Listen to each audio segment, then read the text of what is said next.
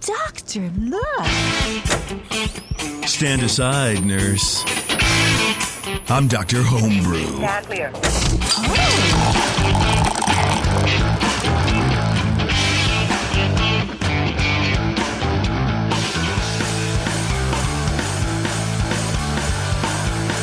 What's going on, everybody? It's that time again. It's another episode of Dr. Homebrew. We have Brian Shar and Brian Cooper, along with myself, to bring you the very best in homebrew advice from two people who know what they're talking about, and me, a fat pig. Wait, we have two additional guests who know what they're talking about? Yeah, they'll be on later. Yeah. It'll be fine. Who are these guys? I don't know. But I'll tell you what, I bet that they use 5-star chemicals. You go to 5starchemicals.com and you could be like these two people who know exactly what's going on. Use them to clean and sanitize your home brewing equipment, because that is the only way you are going to get clean and sanitized equipment. That's it. It's the only way to do it. So check it out. 5starchemicals.com. They'll teach you everything. They'll tell you about what's going on over there and how to use everything properly. Go to your local homebrew shop. If they don't carry 5-star chemicals, demand that they do. Pull your pants down and do a number 2. That in the toilet. Be in the the most toilet. Effective persuasion. Yeah, in the toilet. I'm just saying. And then come out after you wash your hands and say, "Look, I did a poo. Next time, there better be some 5-star on these shelves, or I'm going to do another poo." I did a poo, but I'm still going to brew. Yeah. There you go. It's a poo. No, I'm just kidding. Don't do that. But anyway, 5starchemicals.com. 5-star actually tell you that that's a good thing that people should do to encourage stores to carry their product? I'm reading the script that they sent. Yeah. So, okay. I don't know. It just says riff here. But, okay. Yeah, anyway. Poop away. That's right. All right. John, what's up, man? Welcome, John. Hey, thanks. Appreciate it. You have sent in, what did you send in? I actually really know. I have all your beers here, but you sent in like 100 beers. We're doing a German Pils. German Pils.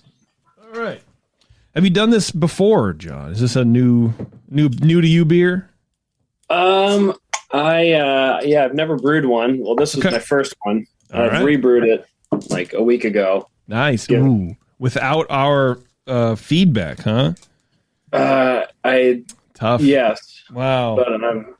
But there's some flaws. So I was excited to send this one in because I've listened long enough to know that a lot of the beers that get sent in are over a 30. And I doubt this one is going to be, and I want to hear what you guys have to say. Okay, well, look, I'll let it pass because you did secure your labels on your bottleneck with tape and with a hair tie, and now I have exactly 500,000 of these in my house. So thank you. Thank you. Okay, so your first attempt, but not your last, and I appreciate that. German Pils, are you a big Pils guy, or was this one of the styles that you just kind of wanted to tackle just because? I got a Bitburger in like February that was super fresh. Okay. I'm in Vermont, so I'm assuming it was fresh off the boat or whatever, and I was blown away about how good it was, and then I just got hooked. Nice. There you go. I think I've had Bitburger one time.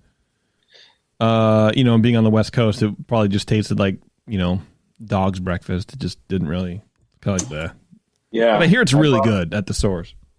Oh, yeah. It was, yeah. Change your mind. Change your whole outlook on things.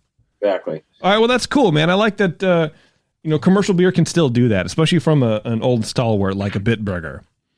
A beer that's been around for hundreds of years, I guess. It's neat. I like it. If the bottle's been around for hundreds of years on the shelf, you don't want to drink that one, though. Well, that's typical. It's a delicate beer, fairly delicate, so it can, oxidize, and it travels far, and it just, yeah. It is a big difference having it there for sure. All right, Cooper, why don't you go ahead and start us out on John's German Pils? All right. Yeah. So the bottles had the tape right around the top there. I had to kind of peel that little label off to be able to see the fill level, but it was appropriately filled. A nice light little hiss when it opened up. In the nose, I got a light Pils malt. It was fairly sulfury, but clean lager character. Otherwise, a low floral herbal hop note. No esters, no diacetyl or acetaldehyde. It's like pretty clean. I do get a light DMS, but that's okay in the style. You can get a little sulfur in there. kind of left over from the lagering. Appearance wise, it's really nice. Just a bright light yellow color with a large foamy fluffy white head that just persists forever. Fine bubbles, foam stand kind of dominates there. Just really fluffy looking. Quite brilliant clarity. Also, a tiny touch of haze perhaps, but it's I would call it, it's getting towards brilliant there. It's a bright highlights, in the background. Nice looking beer overall. Flavor wise, it does have a kind of, fairly bold bitterness that hits up front, and, it should, for the style, you don't want IPA bitterness, but it does, you do want the hop bitterness to kind of dominate as it plays off that kind of, moderate sulfate German kind of water there. Low grainy malt comes up alongside that. The floral spicy hop in the flavor at kind of a medium low level. It's has an appropriately dry finish. Seems cleanly lagered to me. The balance is definitely toward the bitterness. It has kind of somewhat a minerally character to it, which the beer can have, and some versions have a little bit less of that kind of mineral bite and a little more kind of Pils malt sweetness coming in, and can back off the bitterness a little bit to let some of that shine through. You don't want it to dominate. It's not a Helles. It's not a light beer. It's got to have a fairly bold character, and you got to find that balance in there. So I'd say it's fairly well balanced. It does lean a little more heavily toward the mineral-y and bittery kind of character there. Mouthfeel wise, it's medium light bodied, leaning to medium almost. It feels pretty substantial. Medium high carbonation. It just keeps, the head just keeps rising up as you sip it. No obvious astringency or any warming effect to it, as it shouldn't have. It's not really creamy or anything like that. It's mostly to style, or just a smooth drinking, Pils. So yeah, I'd say, overall this is a very nicely brewed German Pils. It meets most all the desired characters. It's clean and very pretty. Fantastic foam stand. I guess I would refine just a bit by maybe backing off the minerality just a touch. A hint more Pils malt sweetness might kind of shine through when you do that, or you could even increase the hint of sweetness just a little bit, but you don't want it to, you'd still want to leave it nice and dry like this. But taking the bitterness back just a tiny touch could do that and let it balance a little bit more that way. But that can be just a preference thing too. There's a range allowed within the style. It'd be nice if that stood up to the bitterness just a little bit better. But otherwise, great use of ingredients, especially the German kind of noble hops in there are just obvious. It just has the right hop character to it, and it's really nice. I landed on a 39. I thought it was an excellent beer. Excellent. All right, Shar, let's do it. All right. Yeah, thank you for sharing this beer. I really enjoyed it myself. You're welcome. So John, are you in a homebrew club? I'm not. I've been to NHC a couple times under the Brewing Network. So there you go. There you go, baby. Pretty cool. So are we all in the same club then? Sure. I think so. Yeah, why not? Let's piss people off. Yeah, let's bring back that old controversy from 10 years ago, huh? You don't have to pay dues. You can just claim to be a member and send in really good beer and kick butt in the competition. Right. I still have some T-shirt about Brewing Network, not a real club, since whatever year. I haven't worn it for ages, but it's still in my closet. So anyway, nobody wants to hear about my closet. What they want to hear about is this German Pils, which is pretty darn good. Aroma, it's a medium-low Pils malt aroma. Pilsner malt has a very distinctive aroma and character to it, and I definitely get that. It's got a little bit of sweetness without, or perceived sweetness without being sweet. And it's kind of difficult to describe in some ways, but once you've stuck your nose in the Pilsner malt bin at the homebrew store, you'll know what it is. There's sort of a low flowery hop aroma, no off aromas. I did think that overall the aroma was kind of at a lower level than I had expected. Although having the sample having warmed up even more, I think I would retract that comment. So I'm actually going to, on the fly here, I do this sometimes during the show. This is live homebrew judging, people. I'm judging homebrew live here on the internet. That's right. I'm going to come up 2 points and give you 10 out of 12 for the aroma because it was not, in fact, lower than expected. It was appropriate once it warmed up to proper drinking temperature. Appearance, I think this is really crystal clear. Anyone watching this on Facebook or YouTube or the other things in the future, maybe you can see this. Cooper says there's maybe a mild haze. I'm not seeing it, but maybe I could talk myself into it. It is like really exceptionally clear. It's very pale. It's almost too pale for style. When you look at, I kind of pulled out my phone that I have the BJCP guidelines on, and it's a terrible. It's meant as more of a ballpark to give you an idea of what it should look like, and not a thing to judge against. And it's so hard to judge color, but I think it's still in style. It's just very much in the light end. But you know what? Getting a beer both really crystal clear and really pale at the same time is really quite an achievement. So congratulations. Head is white and persistent.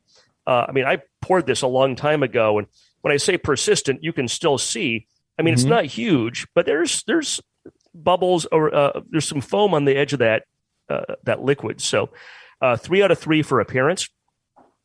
Flavor. Initially, the flavor is Pilsner malt, but what's interesting is it's not as much Pilsner malt as I got in the aroma. And it's maybe a little more restrained. In a way, I kind of liked that. And I want to talk about your malt bill later on. I'm really curious if you maybe mixed that with something else. That's that Pilsner malt flavor. Bitterness comes up to balance mid-palate. And in fact, as the taste goes on, the bitterness it's a really nice firm bitterness. It's almost too high, but when you mentioned Bitburger, that's one of the things that I like about Bitburger when it's fresh is it is a very bitter Pilsner. So when you're trying to nail a Bitburger, you definitely got the bitterness aspect of that correct, as well as I think pretty much every other aspect. The finish is long and it's balanced toward bitterness, very well attenuated. I get like a low floral hop flavor, no off flavors. So it's 14 out of 20 for flavor. Mouthfeel 5 out of 5. Medium light body, medium high carbonation. It's one of those beers where the bitterness I think is real pleasant and it's very, very firm. And it's definitely on the high end. And it can get to be a little difficult sometimes to pick out high carbonation from high bitterness, because that carbonic, partly what you're tasting with the carbonation is not just that prickle of the bubbles, but the carbonic acid that comes from the high carbonation. And that can be sometimes a little hard to distinguish from hot bitterness. But regardless, I thought it was nice. No warming. I'd say it's not creamy or astringent. So 5 out of 5 for mouthfeel. Overall impression, I'm actually going to change this to give you 9 out of 10 for a total of 41. Whoa. I really like this beer a lot, especially for a lager. I could drink a lot of this. So, this is probably good that you don't live near me, because I'd probably just come over to your house all the time and want to get Pilsner from you. Regardless if you're home or not. Yeah, exactly. Like, Brian, why are you jiggling the side door to my garage? There's Pilsner in there, right, man? Come on, I need some Pilsner. So next time, if there's anything I would probably try to do maybe a little bit more, my note was to try to bump up the aroma hops, but I don't think you need to, because coming back to this when it was appropriately warm, I think the aroma hops were excellent. It's the bitterness is on the high end of style. I think it's probably still in range. But it's starting to get into territory where it's difficult to tell like what you would really do to make this much better, especially when you're already doing this with a challenging lager beer. And again, I want to hear when you talk about this, if you actually lagered it or did some sort of elaborate method where you did the kind of no lager and fooled us all. So well done, and thank you for sharing. All right, awesome. Very good. All right, John. I was shocked at the scores. I'm really flattered. It's funny when I put this, I did a triangle, not really a triangle, but I had Bitburger, my beer. And then there's a lager I like out here called Green State Lager. It's in New England, and it's Green State and Bitburger. I really couldn't distinguish the two. They were interchangeable, and mine I could pick out all the time. And one thing that I did differently with this brew compared to my other beers is I just used my straight town water and then adjusted from there as opposed to using RO. So it's interesting hearing Cooper's comment about the minerality. It was probably higher than it could have been. But anyway, you want me to run through the recipe? Yes, please. Yeah. Actually, could you back just for a second before you do that? Oh, shit. So is your town water well water or river water, or what kind of source do you have? Is it wet? So we're in Vermont, so it's I think it's all surface water. Okay. I can look up what it is. No, that's fine. I just, if you knew offhand, I was curious. But it's hazy IPA brewing water. Yeah, it's not super soft, but it's low in sulfates and kind of moderate in chlorides, and so it presents a challenge when you want to get the sulfates up, because then your calcium and your chlorides get all screwed up. But anyway, be interested to hear what your thoughts are on that when we get to it. So this is the My Burger recipe from Brewing Classic Styles. So we got, let's see, 20 pounds. This is a 10-gallon recipe. So it's 100% Pilsner malt at 20 pounds. And then 2 ounces of Pearl at 60 minutes, and then an ounce of Middle Fruit at 15, and again at 1 minute. Fermented with, this is where things kind of got dry. How much Pearl? 2 ounces. Wow. Okay. So estimated 23 IBUs. Yeah, that would be a lot in 5 gallons, but that's, in 10 gallons. Right. And that Pearl is 8% alpha acid, so it was up there.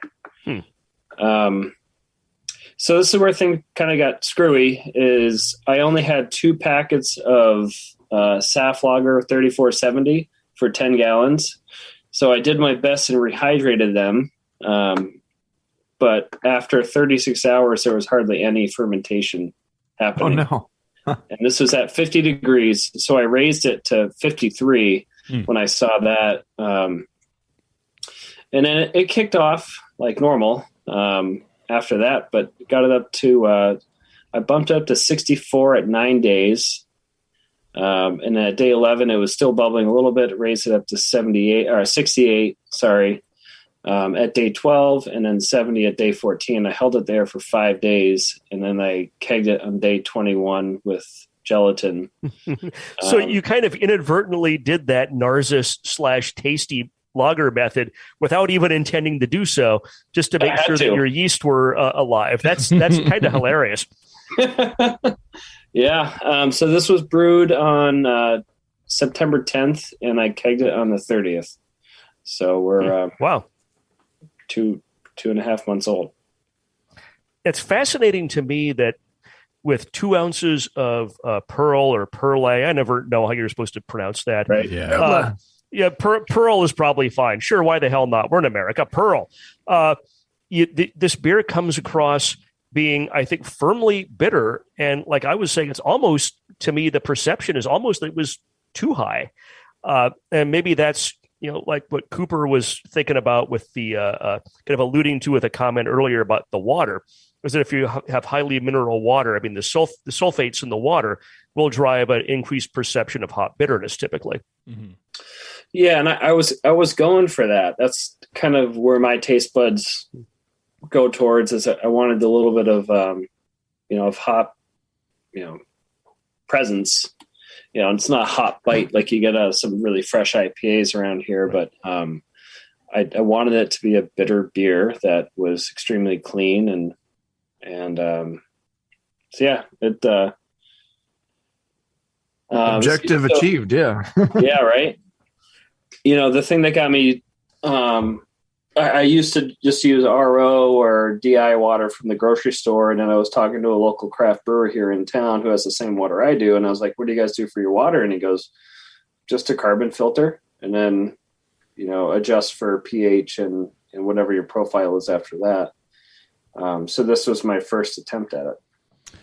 That's a lot of the water treatment for like a lot of breweries, just carbon filter.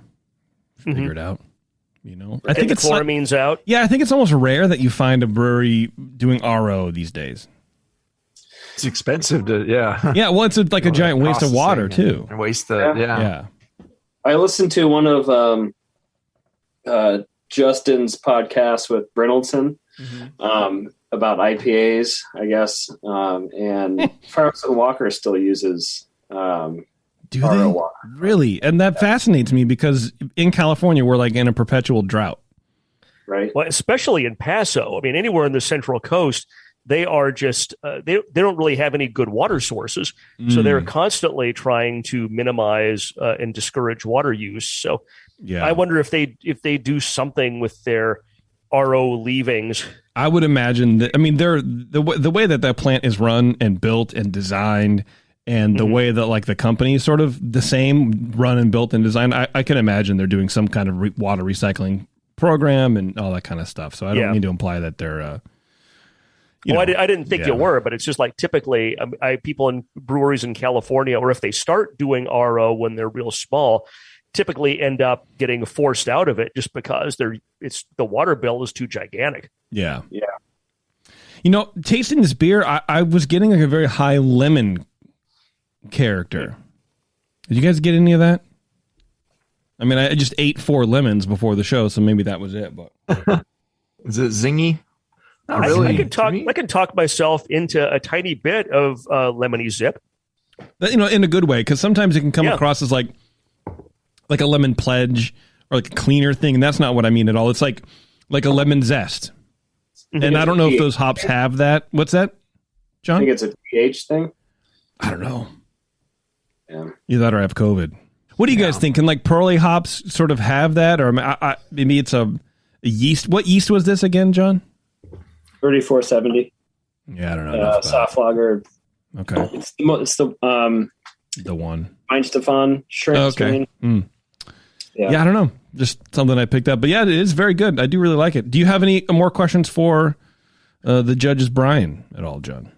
So I think Cooper, you're saying maybe dial back in the minerality, and then just a bit. You could maybe do a blend of the town water with some RO, 25% RO or something, and then just kind of see where you think your minerals are at, or if you can actually test it. Start there, just back it off a little bit, and those hops will. But if what you're going for is a substantially, leaning towards the more bitter end of the style for German Pils, it's right. It's not, it's a fine balance thing, I think, to pick at it too much. I don't think it's too fruity though. I don't get a lot of lemon in this or any big fruitiness. I don't think it's too fruity, but yeah, for me, I don't know. That's like the main sort of thread through the whole beer. It's just, it's like a bright lemony thing. Yeah.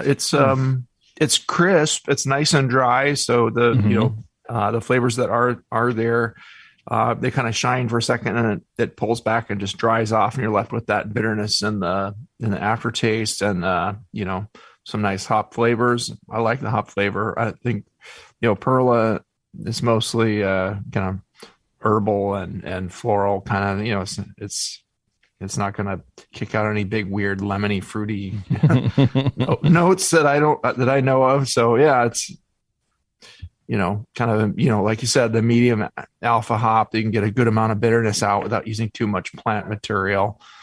So it doesn't have a bite at all. It's nice that way.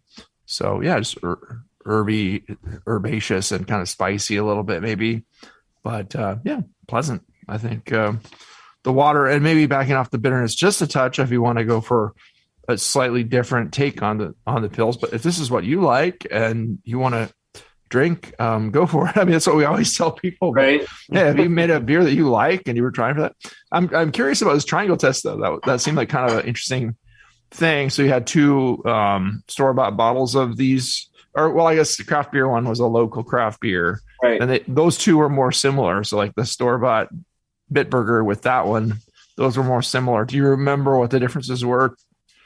I'm really bad with descriptors. Yeah. That's part of the reason why I sent the beer in, because I wanted to hear what you guys were tasting. Well, you should have sent us the triangle test. That would have been fun. Yeah, dude. I thought about it, but then I put my beers in the package because I was going to send one of the local one. But I just didn't have any room. Yeah. Oh man. Yeah. But, the packaging is still sitting here in my dining room. Like, and my wife's like, what the heck is this? Like crate that landed here. Like, oh yeah, it came in, beer came in that. Yeah. But you can store some. Yeah. So it came in at 5.4% alcohol. So it's probably toward the upper end of the style or out of style. And I wouldn't say that, it's close enough. And I mean, did you actually measure that or did you calculate it? Calculated with a, hydrometer. Okay. So you measured that with a okay. Yeah. Yeah. I mean, the ABV is supposedly 4.4 to 5.2. In the homebrew world, I wouldn't think if it's going to be difficult for anyone to perceive that extra 0.2%. I think where I got it was kind of in the body, not necessarily like any alcohol poking out, but it felt it was leaning towards medium. It's not the medium light pills that you normally get, but just a touch towards medium, a little more substantial beer, and that's fine. But if you want to win a competition, maybe do dial that back towards the 5%. Yep. Awesome, guys. Yeah. Thanks a lot. And I think you did a fantastic job in doing what homebrewers do best, which is adapting to adversity, figuring out when things aren't going right, how to fix them, and creating something that's actually tasty enough that I finished my sample here while we're talking. So we are heroes. Good on you for doing that. That's right. Awesome. Thank you for your service, John. You overcame adversity by brewing a beer. I feel like we'll be seeing you soon. But, Cheers. All right, man. We'll let you go. All right. I finished mine too. Let's take a quick break. We're going to come back. We're going to drink more beer because what else are we going to do on a whatever day afternoon this is? All right. Hang on, everybody. It's wow. It's not the session. Hang on, everybody. It's Dr. Homebrew, and we'll be right back. I'm sorry to tell you this, but we're going to have to pour you out. Back to Dr. Homebrew.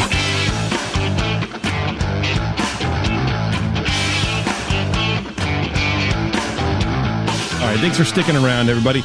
We are back here on Dr. Homebrew, and we have Mark on the show. Mark, welcome to Dr. Homebrew. Hey, good to be back, guys. Yeah, absolutely, back, man. yeah. Good to see you again. So, what are we drinking today? Because my notes say experimental beer, and that could literally be anything. So, what this is my interpretation of a traditional African ale.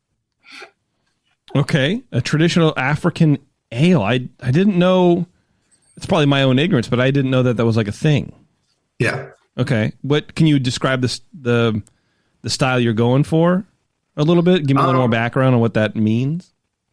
Yeah, so I guess just what I was going for was something using techniques that you would find in traditional African brewing, as well as something that would be something light, refreshing, and a little tart. Okay, light, refreshing, a little tart. Okay, great. What about this label here you got here? A toast to Amilcar Cabral, I think is his. Yeah. So that was just something I came up with. So I'm actually part Cape Verdean, and something I look to for just inspiration is my heritage, and I dedicated to Amilcar Cabral, who was one of the founding people of Cape Verde, and this is just kind of my tribute to him. So okay, that's cool. Yeah, I looked it up too. I mean, he was actually, he died for what he did. He sacrificed his life to try to get, freedom for his people. Basically, that's absolutely. But an amazing story. I could probably dig into more and learn a bit, and from way back in like the 70s too, like really early on in the movements where, some of these, things were changing in Africa, and moving from colonial reign to like being independent and trying to find their footing in that way. It's it's been a journey for a lot of these countries, but it's interesting to know. To I just want to know a bit more about the beer for now, and it was a hard one. I have to admit, it's a hard one to judge for me because I don't have any experience with this kind of a beer. And I have to admit, probably the current BJCP guidelines aren't super heavily skewed towards African, originating beers. So, and maybe it's something we can bring in more as it's a continent with a lot of beer history, I think, there too, and a lot of different grains and things that grow there differently than what our kind of brewing background is. So I was doing some reading up on it, and I found a couple pages that gave me a little bit of insight, and I kind of, I tried not to read too much into your beer. I drank it and judged it. And let's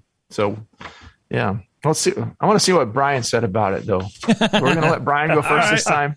Sure. Do it to us, baby. Oh, God, you're going to let me go first? All right, awesome. And then we'll learn about the African brewing that Mark was really trying to go for, and we'll get all those nitty-gritty details later. Yeah, that'll be awesome. All right. So, Mark, are you in a homebrew club? No, I'm not. You are this time. You are self-reliant. You're a self-reliant man who stands on his own. So that's a good thing. That's right. Especially when you're out there making experimental African beer. So, this was. I appreciate your sharing this with us because it's something that's really different from what we typically get on the show, or like what you'd get from other home brewers locally, or at a pub or anything else, because it's not something people do a lot of. And I do really want to find out more about it afterwards. I thought the aroma was, it's warmed up a little more, and it's still, my first impression is that it's almost cider-like. And I've been drinking actually a lot more cider lately. It's because of you, JP. And that's a good thing. Welcome. Because you shared that, was that Two Towns Cosmic Crisp with me. And that was so good. I went and got like a 12 mixed pack of Two Towns, and I've actually starting to enjoy cider like I never have before. Nice. So that's why the aroma is very much. So I'm drinking more cider now than I have in the past. It's very cider-like, but in a good way, right? Sometimes cidery can be used as a pejorative for beer, like it's an off flavor or off aroma. But that's not the case here. I mean, this is cider-like in a way that's reminiscent of a good cider. There's no off aromas or unpleasantness. I don't really get any malt or hops. It smells like I just poured a nice cider and I'm about to drink it. So gave that 8 out of 12. And again, it's hard to judge. This is in category 34C, which was experimental / specialty. And when you read that category of the BJCP, essentially it's like, give us some guidance and brew a good beer, because the judges, you're essentially judging it based on, you can try to judge it objectively, but largely you're kind of judging it based on how well you like it, and is there anything off or bad about it, anything particularly good about it, you're not judging it against like an established standard. So it can be a little challenging. But I think we both tried to do our best here. Appearance, 3 out of 3. It's very clear. It's maybe slightly hazy. And again, I don't know if this beverage is supposed to be hazy or not, but I know that when you're fermenting anything, it's generally an achievement. It shows technical skill to keep it clear. So I generally view that as a positive, unless the style isn't supposed to be clear. It's extremely pale, which is also very hard to do. I think it might be paler than John's Pilsner. So yeah, I think we're drinking just some very pale, clear beers tonight. There had been a very large white head that you can't tell from now, a very large head upon pouring, but it settles and dissipates within a few seconds, which again, I don't know if that's good or bad. It's just what this beverage has. It's 3 out of 3.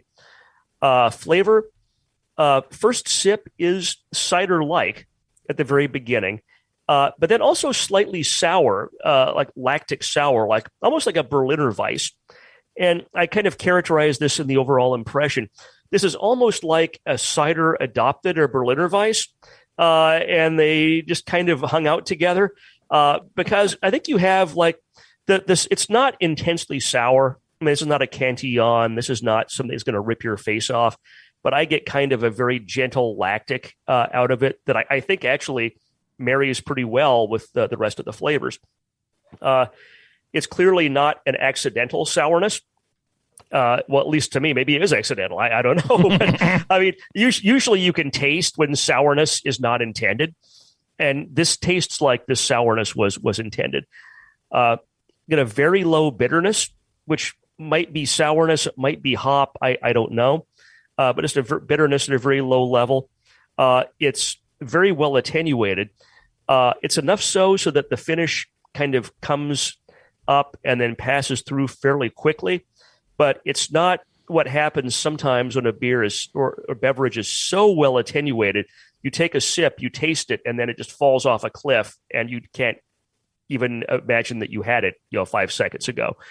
The balance is to that kind of cidery sour flavor. There's no hop, but I don't get any hop flavor out of it. So I gave it 11 out of 20, not because it was bad, but more because I just didn't quite know how to judge it. It's probably deserving of maybe a little higher, but it just reflects the difficulty in trying to figure out how to judge this beer. Mouthfeel 5 out of 5, low body, carbonation's medium. It's neither creamy nor astringent, no warming. Overall impression, I gave it 7 for a total of 34, which is very good. It's in the very good range. I think it's really interesting and different. I'm curious if this was fermented with sorghum or something, but I will hold my questions until my colleague, Dr. Cooper, has had a chance to give his diagnosis of your beer. Examine the patient on the operating table, to spread the chest open. And I'm not a doctor. I only play one on the internet. I'm going to probably sound a little bit like a broken record here. You can just replay Brian's score sheet almost, and it's going to be what I said here too. We judge this as 34C experimental beer. Just a traditional African ale. So having no knowledge really of that, I just had to go off what my perceptions of the beer were as well. Aroma wise, very cider-like, with no hops. It does. I'm trying to get at what the maltiness quality of it is. I thought it's like, it's light honey, maybe a little bit of earthiness. I got a touch of sulfur in the nose in there, and kind of white wine-like aromas more than anything really beer-like. It smells like it's maybe tart and perhaps also sweet. I think when you smell something that's going to be tart, it also gives you the perception of maybe having some sweetness or some fruitiness to it. It's a very fruity beer. It's very candy-like in a way. because it doesn't express in a traditional, like, here's malt and hops, no hops and not really much in the way of what you would expect from traditional malts or, anything besides a base malt and kind of backgroundy at that, and being taken over by all the fruit that's there. There's no off aromas, no diacetyl or acetaldehyde. I just get a strong apple and pear-like ester, fresh fruit-like, very cidery. It poured at first, and I wish I had just done this on this screen for anyone watching on Facebook, that all two of you. It pours a large, frothy, like soda fizz looking whitish head at first, and just whoosh, it pours up and it crackles, and then it just drops like almost immediately to no head. Not even a collar around the edge of the glass. So yeah, there were finer and some larger bubbles just at first, and then at this, as it sits here, there's just some fine and larger bubbles rising from the glass. You can tell it's still carbonated, and some of them are kind of aggressive at first, and it slows down a little bit as it goes. But fairly clear, light yellow, straw colored almost beer. Flavor wise, it's fruity. Notes of apple win out. A lot of apple esters right up front. It does taste a lot, reminiscent of a cider. It has a light tanginess only. It's not super acidic that it approaches a very tart or sour impression. But it is a clean lactic sourness in there. I don't know I could try to measure the pH and see where it falls, but it's probably not in the 3s. It's somewhere in the 4s or something like that. I would have to guess. It's fairly tart, maybe even higher. I don't know, but it's noticeably tart, but it's not the dominating aspect. It marries well with the fruitiness that's there, and there's no acidic or anything gnarly in there. Really, no funk. Just a clean lactic. No, I don't really get any bitterness in the beer, honestly. It's like a cider that wouldn't have any hops in it. It's the bitterness is probably on par with that. With a cider like level of bitterness, you might get some impression of bitterness from the fruit skin or something, but it's not a hop bitterness that I can detect. No real hop flavor to speak of either. The alcohol is fairly subdued. It's smooth. It's quite refreshing and clean. The malt character is just neutral and low, quite light and cider-like. So I gave it a 13 for flavor. I think Brian was a little low on his 11 there, but I also didn't know how the hell to judge it, honestly. Yeah, fuck you, Brian. Yeah. That's honesty. Just because I'm more of an asshole than you, Brian. Honesty is just the best answer. Yeah, if I had a lot of these, maybe this would be the best traditional African ale. It is the best traditional African ale I've ever had, because I think it's the only one I've ever had. So, mouthfeel wise, it's light bodied, almost towards medium light, with a medium low carbonation. No warmth or astringency at all. It's not creamy. There's no biting quality to it. It's just really thirst quenching and somewhat snappy, like a light refreshing cider or a kombucha or something like that. The mouthfeel is great. Overall impression, it's a fun beer to sample with no obvious faults dragging it down. I read a bit about traditional African beers, but this is hard to judge, especially also not knowing what was put into it at all or any much background besides just traditional African ale. There's a lot of different traditions from around Africa that have developed over the years, and a lot of it is kind of a home brewing kind of a thing, and a lot of the brewing is done by women there, from what I understand.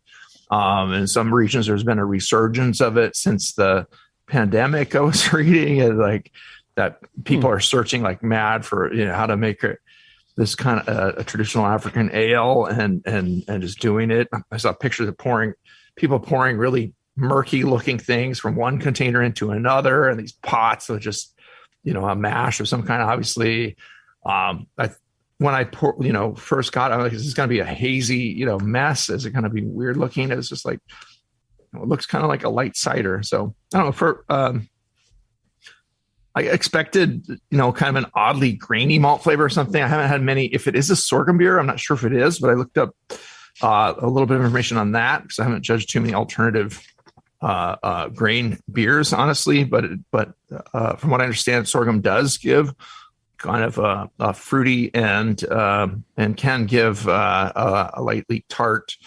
character. I think just depending on how you brew it. If you go the traditional way and you're letting it do its thing and develop, it's gonna, it can kick out a little clean tartness like this has in it, obviously. So I do wonder what it would taste like with just a little bit of hop bitterness in it or some hop flavor to add to the, what's going on here, to the existing complexity and drinkability. It might ruin it. I don't know. I'm just trying to judge it by what I can taste here and what I can sense and how the balance is for what it is.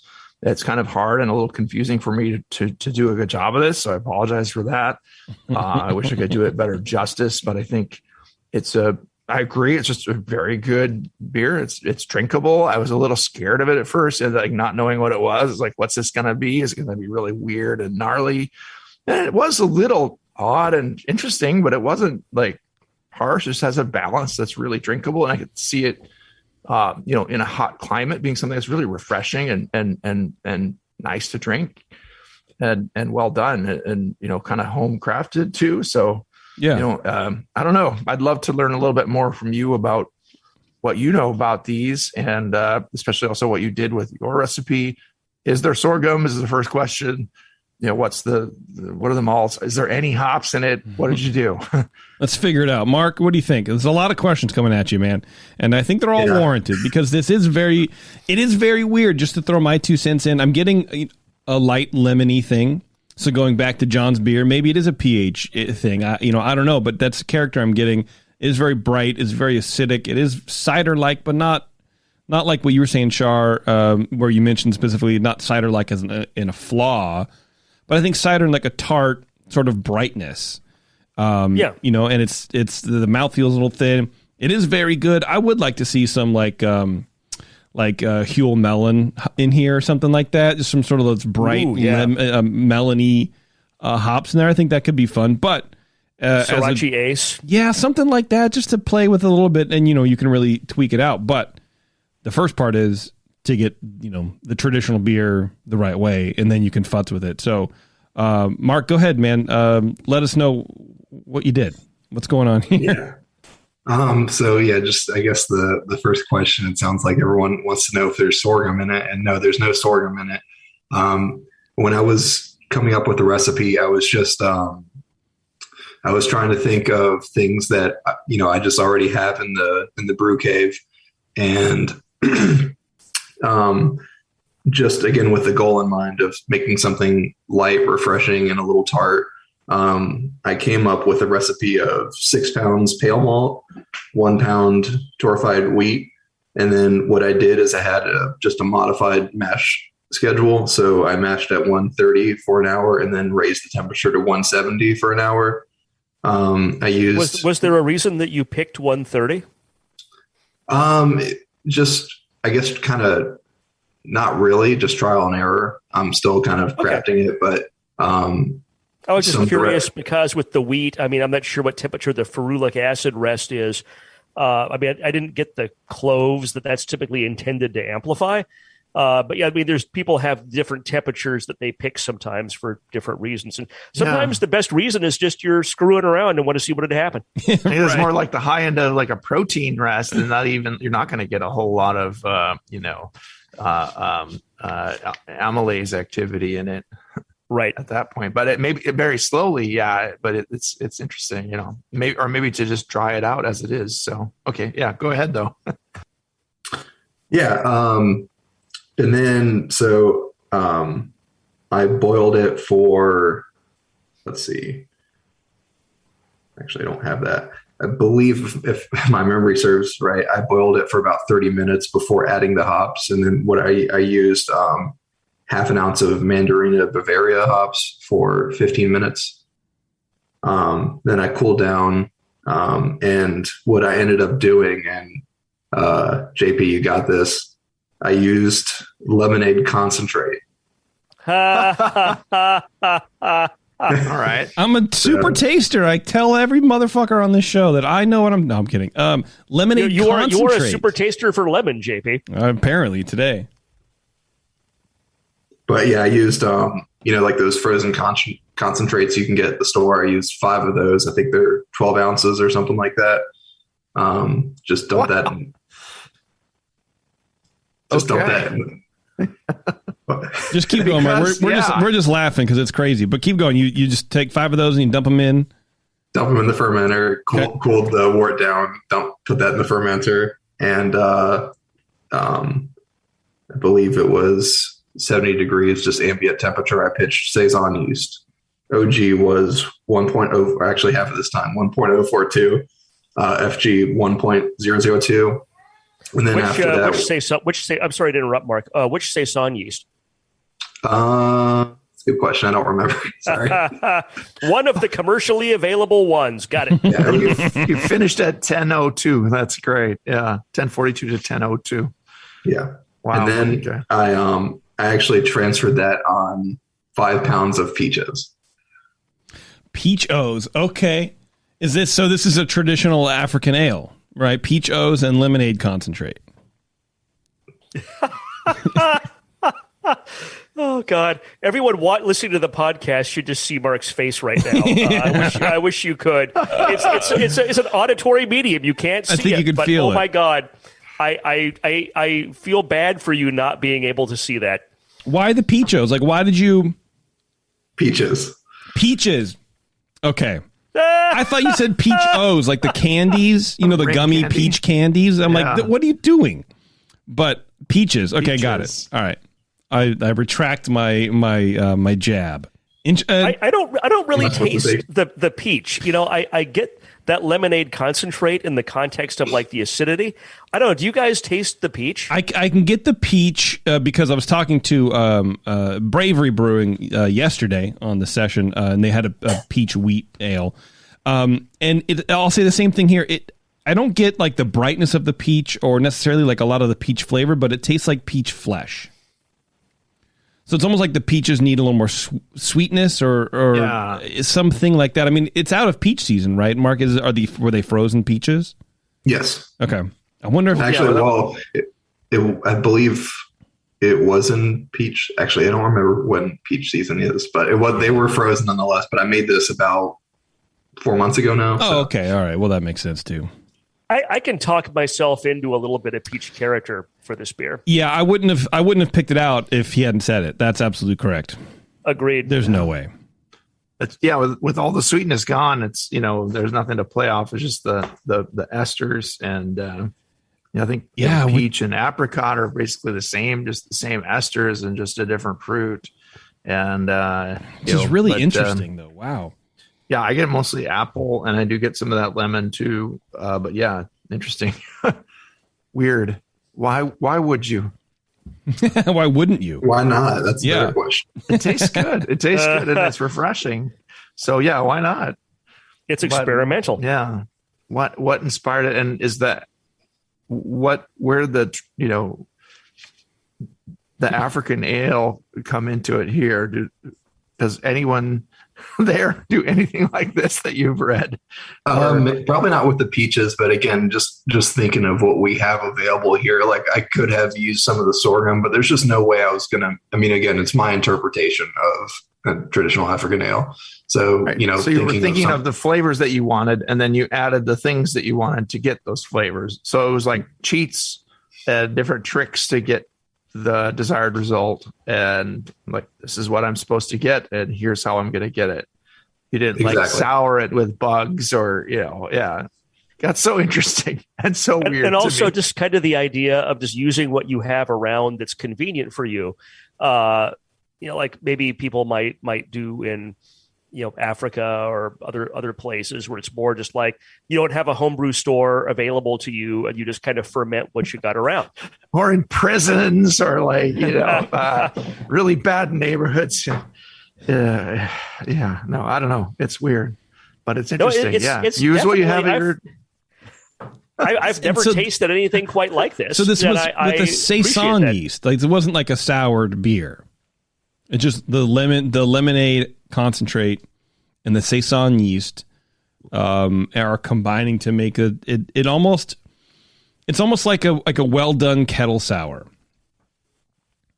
Yeah, because you're limiting how much sourness you're going to put in there by just, this is how much acid I'm going to put into this beer, and I'm stopping. Then nothing is going to keep it going. So that's it. Yeah. That's all she wrote. That's wild. And this is normally where I would say, Mark, do you have any questions for everybody? But I don't think that's, I feel like you're teaching us now. So what do we have any questions for you? Do you have any other surprises to throw at us? Like, yeah. No, not yet. Just, like I said last time, I just like doing the craziest thing I can think of and just getting feedback on it. So I really appreciate it, guys. I also fermented it in an actual bathtub. People always ask me, do you use your bathtub in this process? And, I did it this time. Do you like doing the craziest thing Do you like doing the craziest thing you could think of just in brewing, or is that like other things too? Like, you decide to coast down a mountain and something you made yourself out of plywood and skateboard wheels. Yeah, when I'm driving tractor trailers, I just put it in neutral and just glide down the interstate. Well, that's just common sense. Yeah, for sure. All right. Well, if that's it on either side, I think we'll let you go, Mark. Cool. I appreciate it, guys. Cool. All right. Thanks, man. Yeah, that was good. That was a cool beer. All right. Have a good one. Yeah, you too. All right, we're going to take a quick break. We're going to come back. We're going to wrap things up, and then we're going to get out of here. It's Dr. Homebrew. Stay tuned.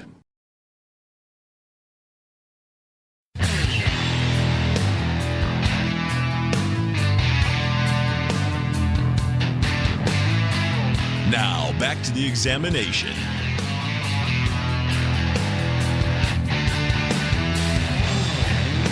Thanks a lot for tuning in. That was a good show, man. That traditional African ale made with traditional lemonade extract. That was a trip. Somewhat non-traditional methods to get the result that he wanted, but he got to the territory that he seemed to want. And it was drinkable, very drinkable. It worked well. So kudos to that. It was cool, man. And hopefully he gets to play around with it. If he's happy with it, then you can sort of bring in some more traditional ingredient. I say traditional ingredients, like he used all traditional ingredients, not lemonade extract, but you know what I mean? Some new age hops or, I don't know, some other ingredient to kind of I don't know. Or try the sorghum. Go there. Just go there. Put it in a pot and, boil it up, buddy. Yeah. Open air mash, just let it go for days or something and see what happens. I don't know. Man. Why not? All right. Well, I think that's it, boys. I think we did a good job today on this show. We tried. We gave it the old college try. We sure did, man. One. Yeah. If you're listening live, pretty happy with the show. Stick around for a little bit. We'll be right back with a whole other set of beers to drink. John's going to come back, so that's why he's schlepping around the operating room here at Dr. Homebrew or whatever. But and if you want to send us beer, just email Brian at thebrewingnetwork.com. That's Brian with an I. And you can send us your beer or fermented lemon juice or what have you. Kombucha. We'll take whatever you got. Whatever you got, man. Wine. Prison hooch. Cider. Sake. Send us some stuff, man. Send us some stuff. All right. We're going to get out of here. Thanks a lot, everyone, for tuning in. And until next time, we'll see you later.